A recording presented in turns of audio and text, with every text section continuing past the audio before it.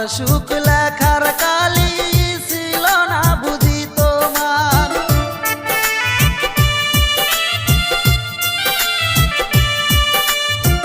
কোন কলমে লেখছো বিধি ভাগ্যটা বলো আমার, আমার সুখ লেখার কালি ছিল না বুঝি তোমার। দু চোখেতে কোথায় থেকে আসে এত জল, এক জীবনে এত দুঃখ সইব